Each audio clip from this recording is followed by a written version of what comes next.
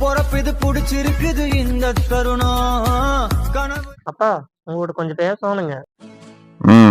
நம்ம எத்தனை நாளைக்கு இப்படியே இருக்கிறதுங்க? ஏ பழையபடி குரங்க மாதிரி இல்லைன்னு பாக்குறியா? விளையாட்டுக்கு சொல்லாதீங்க. நான் வந்து இன்னொரு 4 எருமை சேர்த்து வாங்கி மேய்ச்சு நாமளும் முன்னேறலான்னு பாக்குறேங்கப்பா. இதெல்லாம் நீ யோசிக்க மாட்டியே. புதுசா இருக்குது, அளவுக்கு ஏதாவது பணங்கன்னா வேணுமா? நாமளும் கார்லாம் வாங்கி வீடெல்லாம் கட்டணும் இல்லைங்க, அதுக்காக சொல்றேங்கப்பா. பரவாயில்லையே, இதெல்லாம் நீ தான் யோசிக்கிறியா? நம்மளுக்கு காடெல்லாம் நிறைய இருக்குதுங்க. தக்காளி செடி வச்சு கொடி ஓட்டுங்க. அதுவோ பாத்தீங்கன்னா கோழிக்கு நிறைய வாங்கி விடலாங்கப்பா.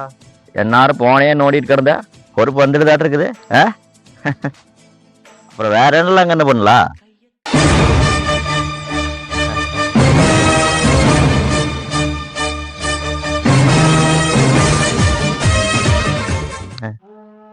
சரிங்கண்ணே, எல்லாம் ஒண்ணு ஒண்ணா பண்ணா போகுது. சரிங்க. அம்மா கிட்ட மத்தியானம் சாப்பாட்டுக்கு என்னன்னு கேளு. அரிசியும் பருப்பு சோறு பண்றேன்னு சொன்னாங்கப்பா. அரிசியும் பருப்பா? 5000 ரூபாய் அரிசியும் பருப்பு ஆக்குறாவா என் பையனுக்கு? நான் போய் கோழி புடிச்சார் சரட்டை எடுத்துட்டு வா சொல்றேன்.